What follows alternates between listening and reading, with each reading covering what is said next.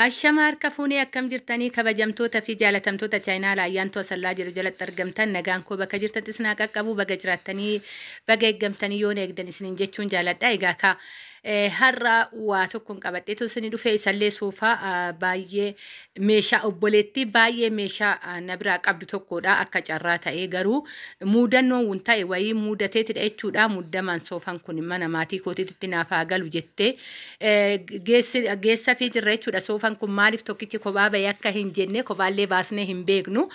Yeroo baay'ee ijoolleen biratti ajajattu meeshaa mana guutuudha. Ishiin illee akkasuma dhugaa dubbachuuf jechuudha. Teebilii nyaataa qoftuyyuu lamaadha.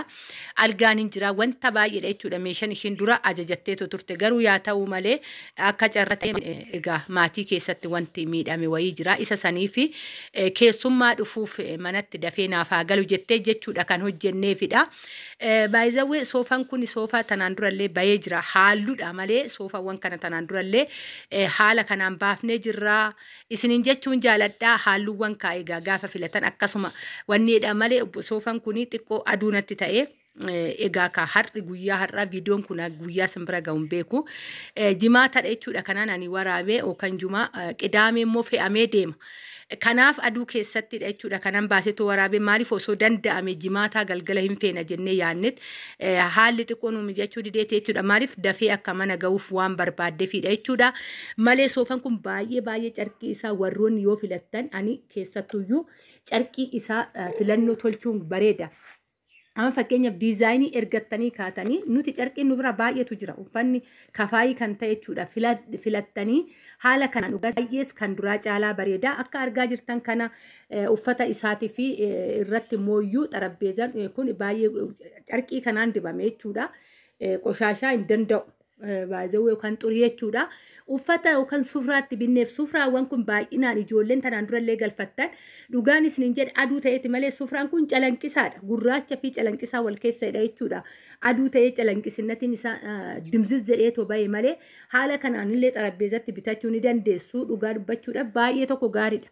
Shaggaadha xarabbeezaan gisee hunda nama jalaan qoshashuu dirribiidhaan itti uffisne yoo barbaade diigdee too ishii muluu isaa uffisuu dandeessa. Ani garuu maaliif dachaadhaan itti uffise karriin akka mul'atu waan barbaadeef jechuudha.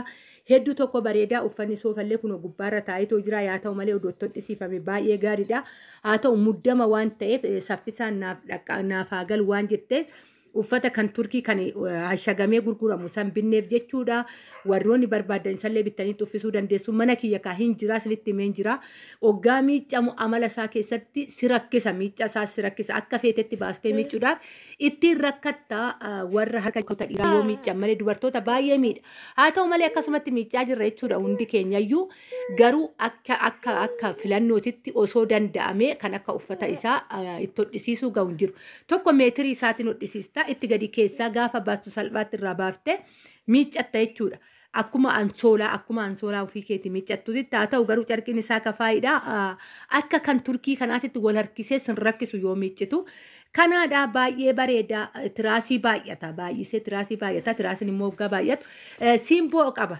Dhugaa dubbachuuf ani garuu waanan jedhee ibsuun beeku. Ani ofii kiyyaa of jajuuf yookaan na biratti of jajuuf osoo hin ta'in soofaawwan asii ba'anii dhugaa dubbachuuf namni garuu yoo abbaa ergameef rakkoo qabaateen alatti soofaawwan nu biratti hojjetamu soofaa mirxiiwwan. Ani waan kana jedhu warra biraa maqaa dha'uu kootii miti. Wannan jaaladhe wanna haga har'aa dirasii mana koo keessa jirudha. Soofaan kiyya ogaa erga galee ijoolleen jalqabdanii na hordoftan jirtu. Soofaa kiyya akka algaatitti irra rafuu manni kiyya xiqqaadha. Namni dhufe achirra taa'a. Buna kan dhugu achirra taa'a. Biddeen kan nyaatu achirra taa'a. Filannoon biraan jiru bakka mana san keessatti jechuudha. Wannuma fee irruma taa'ama. Xiqqaan irra taa'a. Guddaan irra taa'a. Carqii qofa irraa baasee miicca. Soofaan kiyya akkasitti jira. Argaa jirtu oggaa meeqa muluu jechuudha. Isumaan hojjetama kan mana abbaa fe'eetu galu. Mukni isaa mana tokko kan cabutu jira yoo irra ta'an muka isaa gubbaarra hirkannoo kana jechuudha.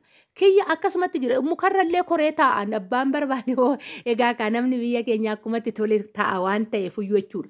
Kanaafi soofaan nu biratti hojjetame soofuma mana kiyyaa soofuma biraandidha.